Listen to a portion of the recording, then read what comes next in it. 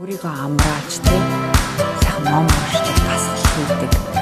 За тэгээд одоо бясалгал хийдэг тий өөртөө ингээд тохирсон багч гэсэн хамаагүй. 1 минут ч хамаагүй, 1 секунд ч хамаагүй.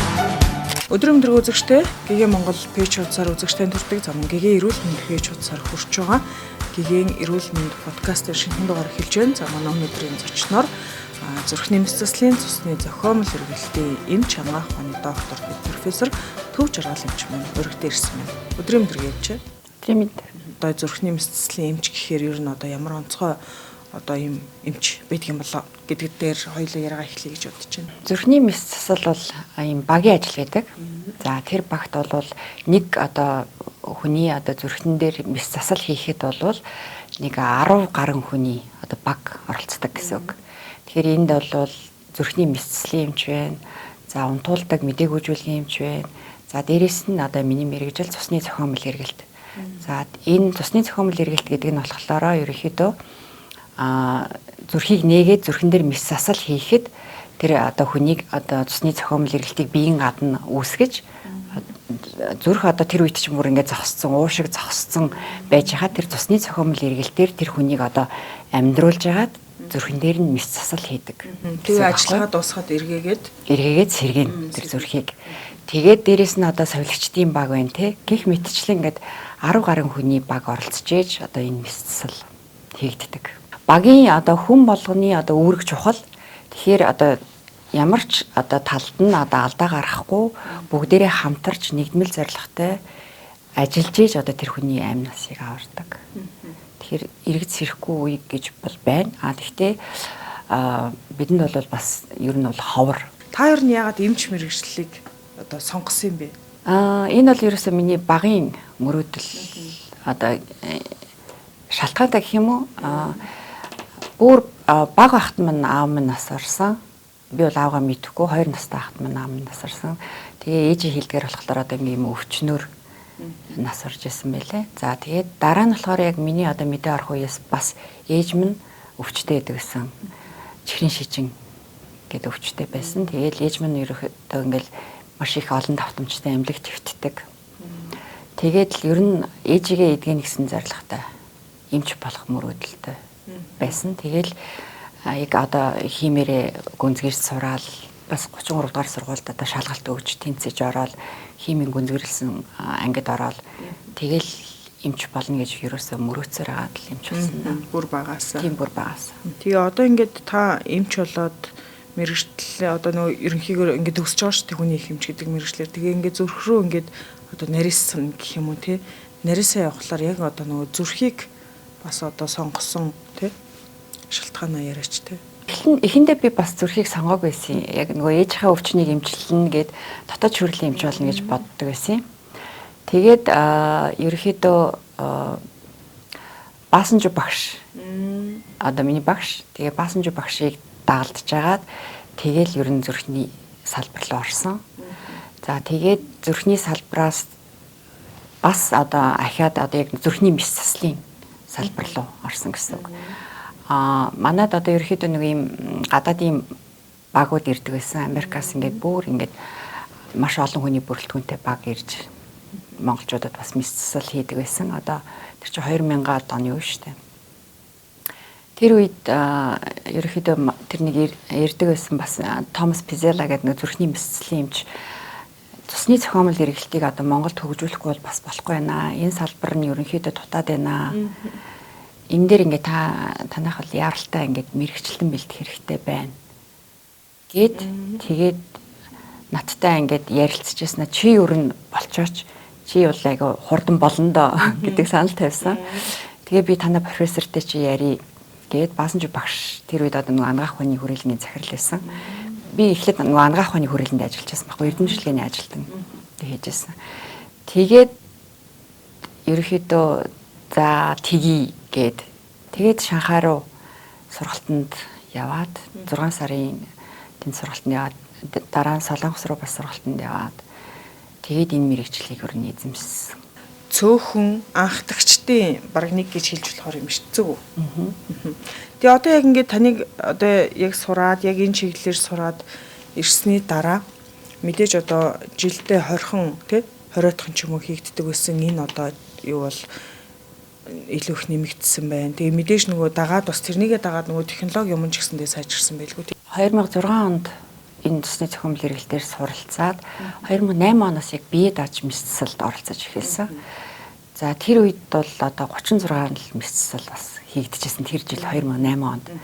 За тэгэл дараа жил нь гэхэд 75 ч үлээ мэдсэл хийгдэл. Ингээл энэ том маань ерөөсөө 100 гээл тэгэл 200 гээл 300 гээл өсөд явсан юм төвхтэй. За тэгэнгүүтээ бас бид нэр одоо манай үеийнхний одоо бас нэг азтай юм нь 2012 оноос Люксембургийн засгийн газар болон Монголын засгийн газар хоорондын одоо буцалтгүй тусламж жийн одоо тийм төсөл хэрэгцсэн. Энэ төслөөр одоо манай зүрхний мэс цэслийн бүх тоног төхөөрөмж шинжлэгдэж за эмч мэрэгчлэн одоо бүх хүмүүсийн одоо ийм төлөвлөгөөт сургалтууд хийгдсэн. Тэгээд л энэ одоо мэс цэслийн тоо одоо болон чанар ахихад гол үүрэг гүйцэтгсэн. Та ер нь одоо хаана сурсан бэ? Одоо жишээлбэл цусны зохиомжлол эргэлтэр Шанхайд сурсан юм тий. Тэгээд таад чи айгүйх нөгөө сургалтанд хамрагддаг шүү дээ. Тасралтгүй хугацаанд ерөөсөө тасралтгүй сургалтанд одоо удирдлагатай зөвлөлд нь одоо бага одоо алийн ямар салбарын одоо сурах уу, яах уу, ийх үү. Тэгээд дараагийн залуу үеэ бид нар ч одоо нэгэн араас нэг гэдэг шүү тий. Бэлдэн ч одоо бас бүр бодлогоор л юм.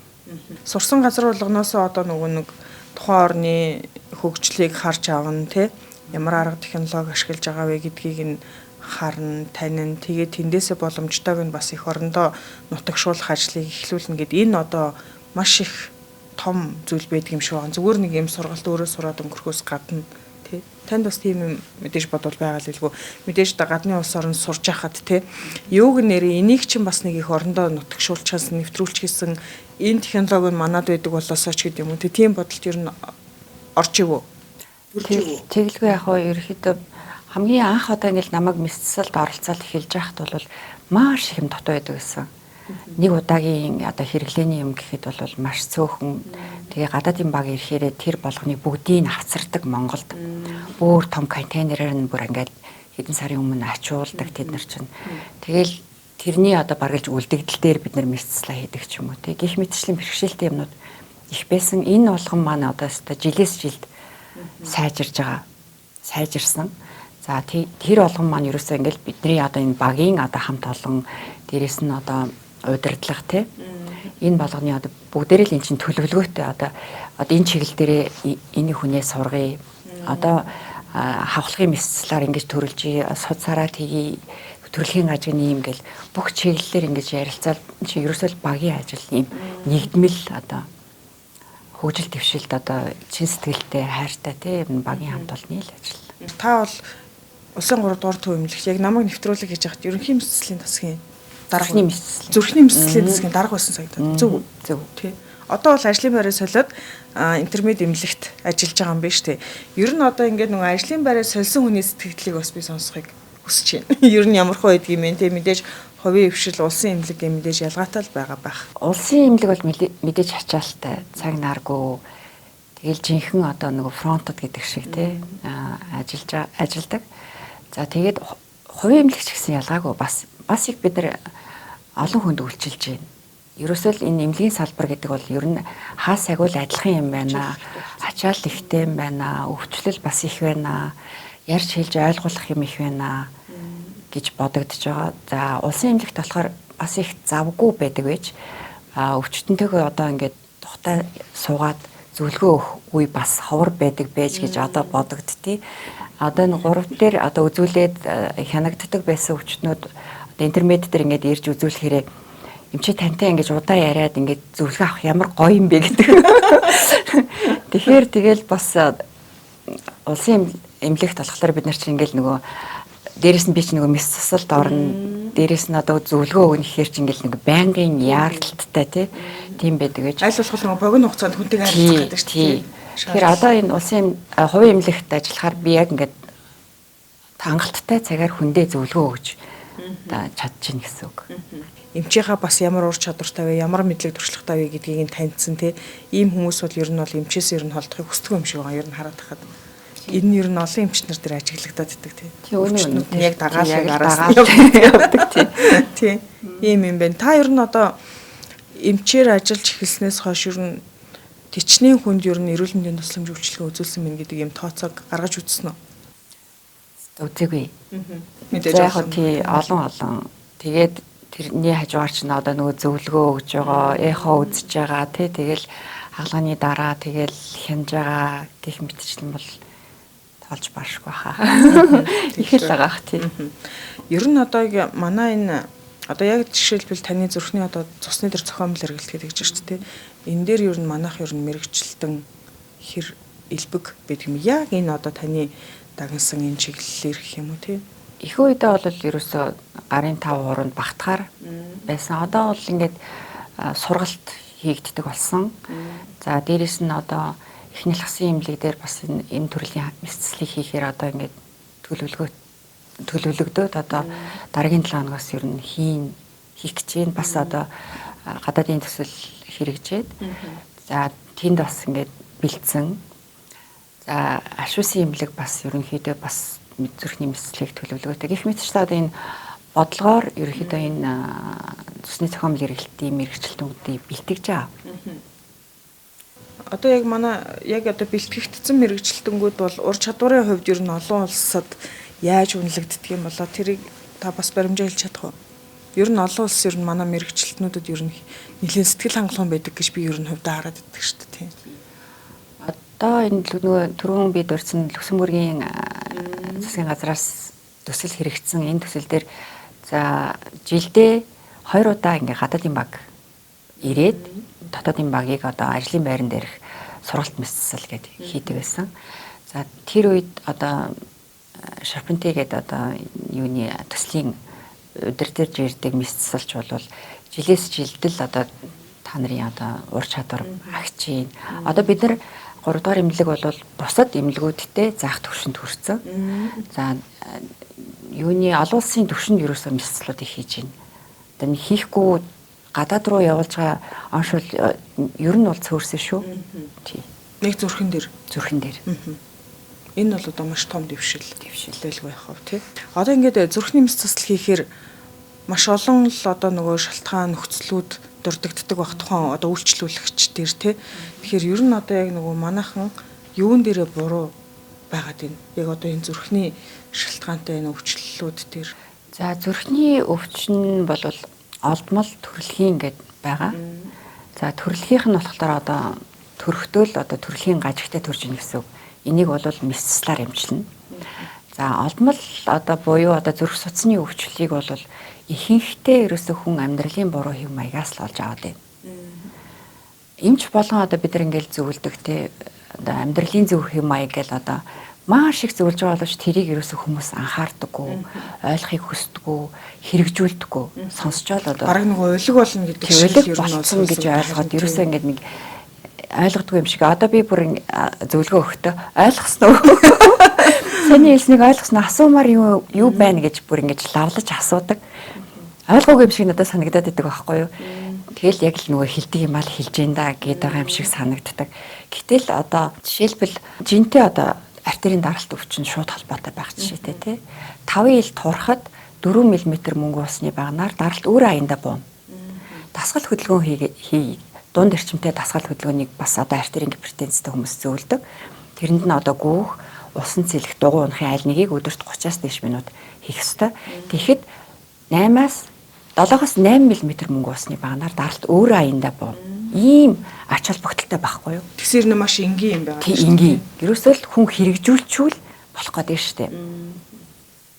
Тэрийг л маш сайн ойлгох хэрэгтэй. Ард түмэн бол ерөөсөө уйлаг гэж ерөөсөө тэрийг сонсмооргүй байхгүй юу? Хоол хүнсний найрлага байна те. Одоо монголчууд болохоор мах хийгддэг. За махныхаа хэрэглээг одоо 7 хоногт ядаж нэг удаа тэр одоо улаан өнгөтэй маха бити идэ. Цагаан өнгөтэй загас дахианы махаар орлуулаад хаа. За даралт ихтэй хүн бол бас калийтэй хүнс хэрэглээдгээ. Дасныхаа хэрэглээг багасгаа. Энэ болгон одоо эмчийн амнаас гарч байгаа үг болгон ч маш их ач холбогдолтой гэдгийг л ойлгох хэрэгтэй. Нөгөө эн чинь нэг зүгээр нэг юм чи одоо өөрөө зохиогоод яриад байгаа юм биш, шинжлэх ухаанаар нотлогдсон, батлагдсан юм зүйл байгаа шүү дээ. Тэрийг одоо эмчнэр бол ингээд уншаад судалсан. Энийг одоо ард түмэндээ түгээж байгаа байхгүй юу? Тэгэхээр эмчийн үгийг одоо маш сайн дагах хэрэгтэй л гэж зөвлөх хэрэгтэй байна. За дээрэс нь мэс засал гэдэг бол зүрхний мэс засал гэдэг бол одоо хамгийн эцсийн шатны эмчилгээ. За жишээлбэл одоо титэм суцны эмгэг дээр одоо бид нар ингээд мэс засал хийж байгаа тийм үү? Тэр одоо зүрхийг тэжээж байгаа титэм суц нарийсаад за зарим нь бөглөрөөдтэй ийм одоо өөрчлөлт орсон. Энэ бол бас л яг ялгаагүй амьдралын буруу хэм маяг одоо нөгөө тамхиа татдаг тий жингийн илүүдэл тэгэл нөгөө одоо бодис солилцооны эмгэгчлээс болоод нөгөө сахарын диабеттэй энэ болгон чи ингэ нөлөөлөд байгаа гэсэн үг. Тэгэхээр энээс бол уулын урьдчилан сэргийлэх боломжтой. Мэс заслын эмчилгээгээр эмчлэгдэх боломжтой ч гэсэндээ бас тэрийг бас ингээд нэг төдийлөн одоо тэр өрөөнд орчихвол юм бол би идэгэрнэ гэдэг бас хандлагаар хандмааргүй юм шиг харагдаад идэг надад. Тэр хүүхдэн өөрөө бол надад нэг тийм таатай санагддаг шүү. Тийм шүү дээ. Мэс засал бол хамгийн сүүлийн эмчилгээ. Тэгэл мэс засал хийсэн гээл одоо бүр тас өргөс авсан юм шиг болно гэж бас байхгүй. Тэр чинь бас дахиад хянан тий дахиад тэр одоо өөрөө гамдыг арчлал явна зүрхээ үзүүлж явах хэвээр хянуулж явах хэвээр тий орхичин гэж бол байхгүй. Төрөлхийн ажгийн хувьд бол бас арай өөр. Төрөлхийн ажигч юм бол яг дотроо бас маш олон янз л да. Хөх гажиг байна тий энгийн одоо зүрхний төрөлхийн ажиг байна. Энэ болгоны бус зөвлөмж нь арай өөр. Тийм учраас ерөөсөө эмчийнхаа үгийг л маш их дагах хэрэгтэй. Одоо тэр титэм суцны эмгэг олмол байна, хавхлахуудын эмгэг олмол байна. Хүмүүс болохоор одоо юу яадаг одоо зүрхний одоо ангин нь үе мөч зүрхэндээ орсон гинэ гэж тэгдэг шүү дээ. Хоолойны ангин. Тэгэхээр хоолойны ангиныг үүсгэдэг бактери зүрхний хавхлагыг сонгомлоор гэмтээдэг гэсэн үг. Тэгээд хавхлагыг гэмтээчихэж байгаа. Тэгэхээр тэр хавхлагын эмгэг маань болохоор хөнгөн, дунд, хүнд гэж байгаа. За хамгийн бүр хүндрээд тэр одоо цусны эргэлтийг одоо эмийн эмчилгээгээр удирдах чадахгүй болсон нөхцөлд мэс засал хийж байгаа байхгүй. Тийм учраас тийм байдалд хүрэхгүй тулд хүн одоо хоолойгоо өвцсөн үедээ эмчэд үзүүлж явах хэрэгтэй байна. Дураараа одоо антибиотик хэрэглэж болохгүй байна шүү дээ. Монголчууд болохоор дураараа айгүйх антибиотикийг хэрэглээд яг одоо жинхэнэ өвцсөн чинь тэр антибиотик нь мэдрэхээ болчихно. Тийм үү? Дасал болчихно гэсэн үг. Одоо энэ сүүлийн үеийн одоо бактери, вирусууд чинь ухаантай болсон гэдэг шиг тий. Тэгээ ерөөсөө эмчийн заавраар даах нь зүйтэй л гэдгийг хэлмээр байна. Одоо яг таныг одоо яг мэс засал дээр тэ ажиллаж явах үед ер нь ямар төрлийн одоо мэс заслын эмчилгээ хамгийн их хийгддэг вэ? За тэгэл ерөөхдөө хавхлагын одоо тэр мэс засал бол нэг манад нэг 20-30% эзэлж байна. Титэм суцны мэс засал бол одоо сүүлийн үед бүр ихсэж байна. Энэ бол ерөөсөө л тэр нэг амьдралын буруу хэм маягтай л ерөөсөө холбоотой. Титэм суцны мэс засал за нэг 40%-ыг баргалж эзэлж байгаа. Төрөлхийн гажиг бас нэг 40 орчим хувийг эзэлж байгаа. Төрөлхийн гажиг бол бас хүүхдийн насанд хүрэх гэж байгаа. Одоо нөгөө л одоо тамхи бол одоо хамгийн их за чихрийн шижин, хөдөлгөөний дутагдал, цусандаа холестерино хянахгүй байх, артерийн даралтаа хянахгүй байх. За тэгээд нөгөө одоо хоол хүнсний хэрэглээ. За тэр стресс, нийгмийн одоо энэ бухимдал, агаарын бохирдол энэ болгон нөлөөлж байгаа. Тийм нөлөөлөх хүчин зүйл болж байгаа. За зарим нэг нөхцөлд бол удмын хүчин зүйл бол байна. Тий, удам гэснээс нэр зүрхний өвчин ер нь яг удамшдаггүй хүмүүс удамшдаг гин гэж одоо айцтай явдаг хүмүүс ч олон байдаг тий. Яг удамшдаг. Удамшил бол нөлөөлдөг. Тэгээд за одоо жишээлбэл гол суцны хуулрал гэдэг одоо маш их насваралт өндөртэй өвчин байна. Энэ бол удамшин. За тэгээд энийг одоо ер нь бол бид нар одоо асуудаг шүү дээ. Удамд нь одоо гинт нас орж исэн, зүрхний шигдээс болж исэн, тархиндаа харвалт өгж исэн хүн байна уу ч гэдэм үү те. Одоо асууж тодруулж ийн гэсэн үг. Нөлөөлж болно. Гэхдээ тэрийг бол заавал нөгөө генетикийн шинжилгээгээр шинжилж иж баталдаг байхгүй юу. За төрөлхийн гажигч гэсэн бас одоо дасгуур хоорондын даслагчийн цорхоо гэдэг өвчин дээр жишээлбэл NX25 гэдэг генээр удамшдаг. TB одоо 9 илүү тэр одоо генээр удамшдаг гэх мэт одоо ийм судалгаанууд бол гарцсан байгаа. За жишээлбэл одоо тэр гол суцны хуулрал дээр одоо марфаны хам шинжиж байд юм уу те. Эдгээр бол ийм генетикийн юмнууд нь бол ингээд тодорцсон батлагдсан юм байж байгаа. Тэгэхээр манад бол яг одоо генетикийн шинжилгээ бол нэг тийм өдөр тутамд хэрэглэгддэг шинжилгээ бол биш. Ер нь бол асууж тодруулж авах шаардлагатай. Одоо аав ээж нь залуудаа гинт нас бардаг ч юм уу тийм энэ байсан бол одоо тэр хүний өсөх судас нь өргөссөн байх юм бол энэ бас сэжигтэй л гэсэн үг. Их мэдчлэн одоо нөлөөллийн хувьд бол нөлөөлнө. Тэр удамшлын гэдэг юм дээр нэг бас нэг жишээлээд ярьчих. Нэг үйлчлүүлэгч өөрөө болохоор маш эрүүл амьдралтай. Тасгал хөдөлгөөн одоо өдөр болгон хийн, хоолны дэглэм маш сайн барина, жингээ маш сайн барина. Гэтэл тэр хүнд титэм судасны эмгэг байдаг. За нэг жилийн өмнөх одоо титэм судасны тэр нөгөө кальциум скор гэж үнэлгээ гаргадаг. Тэр нь одоо дараа жил нэг жилийн дараа хийлгэхэд 2 дахин өссөн байгаа байхгүй юу? Тэгэхээр тэр хүнийг одоо ангиографийн шинжилгээнд оруулж байгаа нөгөө титэм судсын татгагч байц шахаад шинжилж гин гэсэн үг. Тэгэхэд бол тэр хүнд ингээд илүү бас прогрессивны явсан. Тэр бол ерөөсөө л удамшил байгаа. Тэр хүнд яасан гэсэн чинь аав нь стенттэй, ээж нь инфаркт болж исэн, ах нар нь бүгд бас титэм судасны эмгэгтэй. Тэгэхээр нөгөө генетикийн хувьд бол одоо ийм нөлөөлөл бол байдаг. Тэгвэл тэр хүн бол амьдралын одоо чанартай амьдардаг. Яг тэгвэл тэр хүн маш одоо нөгөө нэг эрүүл байж болох бүх юмыг зүлэмжийг дагдаг учраас бас өвдөлт байхгүй. Дээрээс нь нөгөө айгу амьдралын чанартай амьдардаг. Өвчтөе хүн ийм байгаа юм чинь эрүүл одоо өвдөөгүй хүн болвол яг тэр одоо амьдралын зөв хэм маягийг барьчих юм бол эрүүл байх бүрэн үндэстэй гэсэн үг. Тийм байна. Өөрөөсөө гол хичээх нь. Тэгээ манайхан ч гол нь өөртөө хайргүй айгүй хэцүү. Тэр нь айгүй хэцүү байдаг тийм. Тийм. Одоо ингээл даралт ихсэлдэг хүн заавал нэг шалтгаан хайх гэдэг байхгүй юу? Би яг юунаас болоод миний даралт ихсэж өөрөөсөө хайдаггүй. Гадаад хүчин зүйлүүд. Тийм заавал нэг одоо юм хоёр дахь шалтгаан хайх гэдэг. Гэтэл даралт ихсэх өвчний хоёр дахьчаар үүсгэх нь бол одоо ховор баг хувийг эзэлдэг гэсэн үг. Одоо та түрүү хэлж байгаа мэсцлийн эмчилгээ ерөөсөө эцсийн шатны тий авж байгаа л арга хэмжээ гэж байна. Мэдээж мэс засалд орсон хүн одоо нөгөө амьдралын маягаа өөрчлөхгүй, шинжлэхгүй тий нөгөө буруу одоо ийм хэв маягаар амьдарсаар байвал нөгөө хийлгсэн мэс засал үр дүнгүй болох тохиолдол мэдээж байгаа байх. Дахих бас эрсдэл байдаг байна. Одоо тэгэл тэр титэм судсандаа сайхан залгалт хийлгэчлээ. Дахиад нөгөө тамхиа татаал тий. Дахиад нөгөө хоол ундныхаа дэлмийг сахихгүй өг тостой юм айдэл ингээл ах юм бол дахиад өөр судсан. Үлрэн шít нарийнсан. Яг ингээд буцаад ирсэн тохиолдол бодвол байдаг бах тий. Байна. Энэ үед одоо эмч хүний хувьд ер нь ямар санагддаг вэ? Урам хугардаг уу?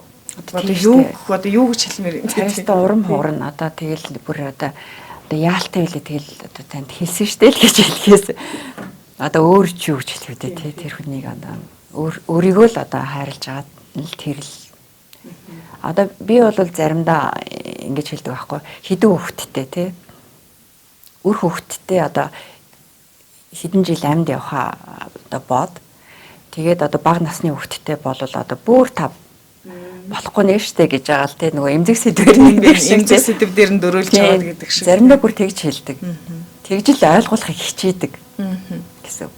Яг л нөгөө хүнээ л эмчлэх ёстой л энэ ч бас нэмэлтээр бас нэг юм сэтгэлзэн асуудал явагдаад байна шүү дээ энд те. Гэхдээ одоо бас манай одоо насжилт чинь бас арай ингээд бас нэг нэмэгдсэн.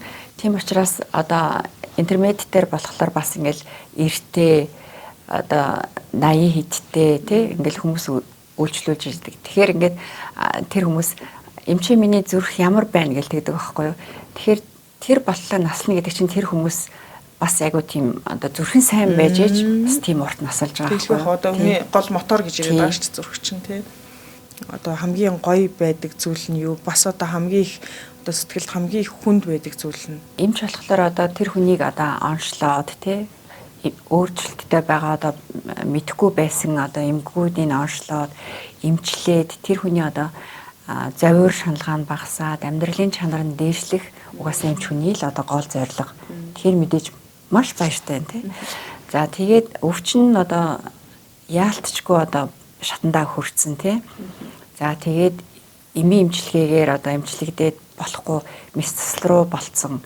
За мэс засал бол бас одоо жишээлбэл одоо тэр хавхлага бүр үйл ажиллагаагаа явуулж чадахгүй те бүр ингээд 4-6 см квадрат одоо онгойж явах хэвээр тэр хавхлагын хэмжээ нь 0.5 хүртлээр энэ тэр бүр нарийсчдаг тохиолдол байдаг. Тэгэхээр тийм имийг ингээд солиод тэр цусны эргэлтийг ингээд өөрчлөөд те хэвийн байдалд нь оруулаад ингээд эмчилсэн хойно одоо тэр хүний одоо завир мэслийн өмнөхөөс бүр ингээд тэр мөрийг харах чинь маш сайхан. За хавхлаган дээр бол ингээд бас аварчих боломж байна. За титэм судасны эмгэг бол маш их ер нь бол ярвихтай.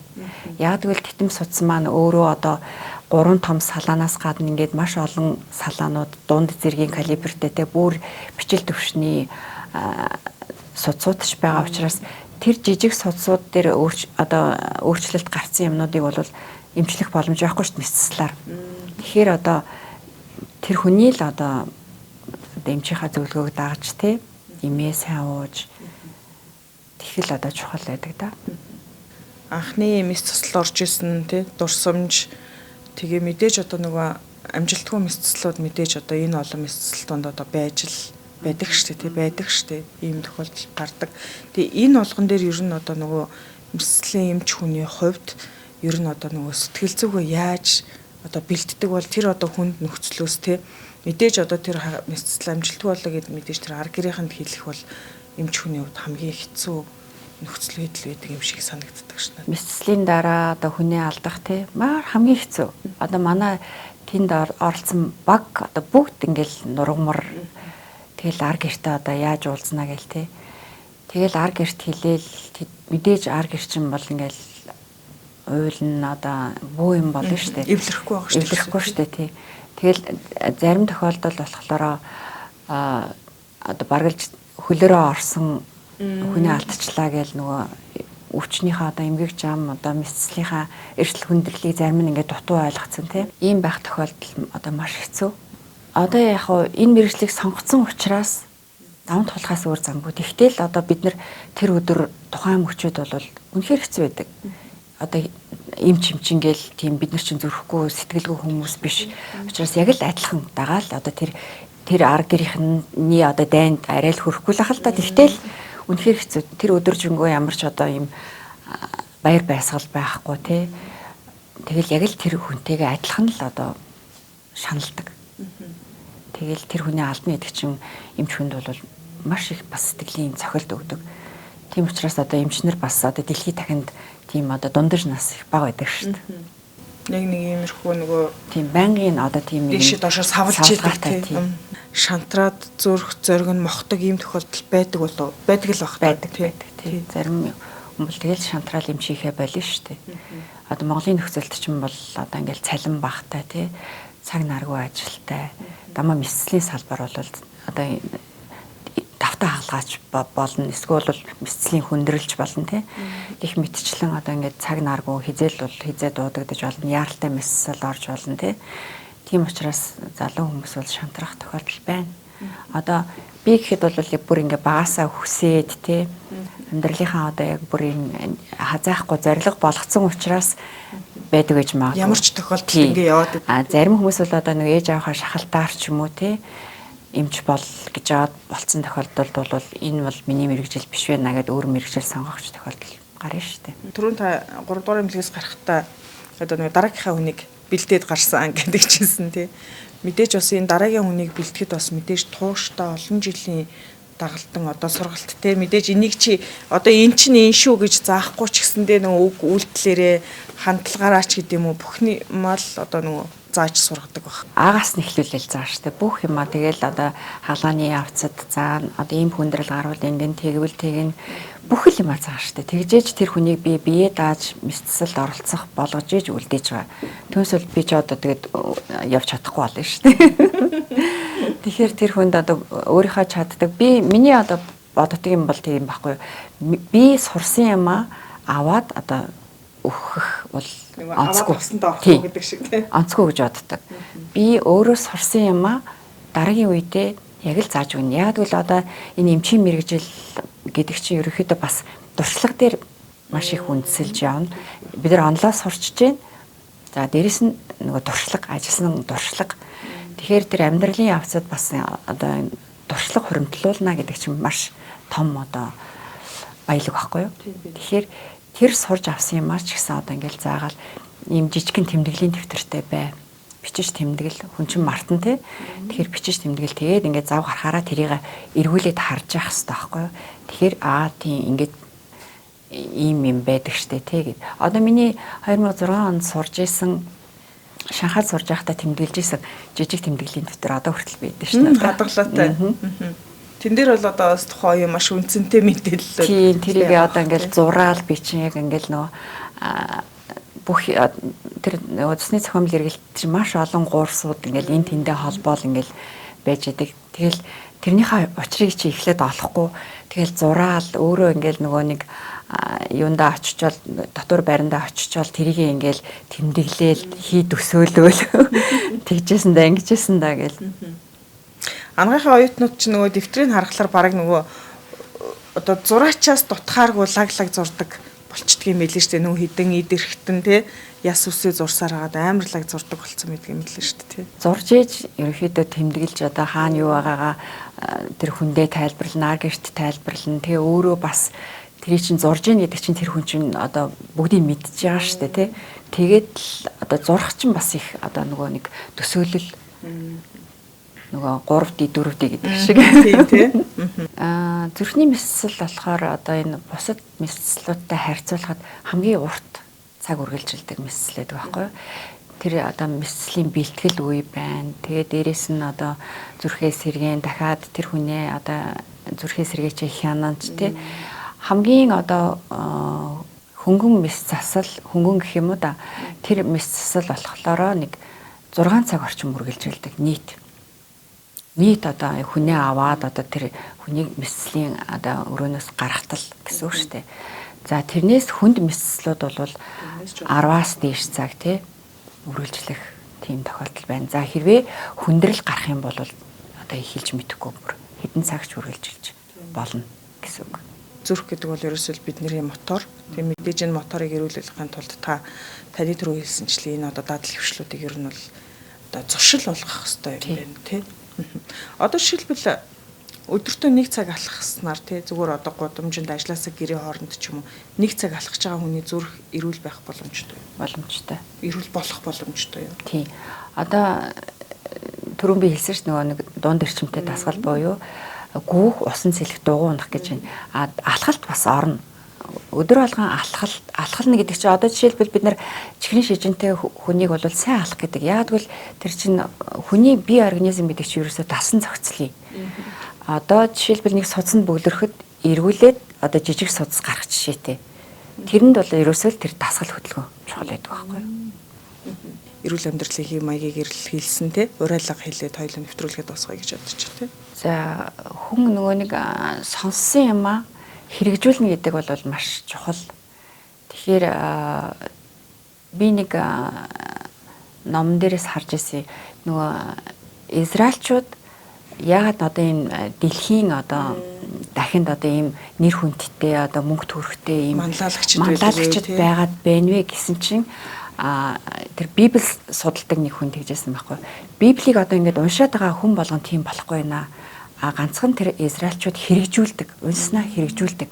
Тэрэн шиг одоо сонссноо та эмчийн зөвлөснийг өдөр тутмын одоо өөртөө ингээд хэрэгжүүлэх одоо юу лээ одоо суулгая гэсэн эрүүл амьдралын хэм маяга хүн ерөөсөө л хэрэгжүүлж эхлэх хэрэгтэй.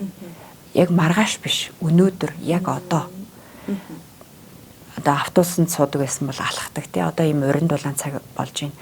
Алхалт бол маш сайн. Гэхдээ замын дагуу бити алхаарай гэж зөвлөх хэрэгтэй байна.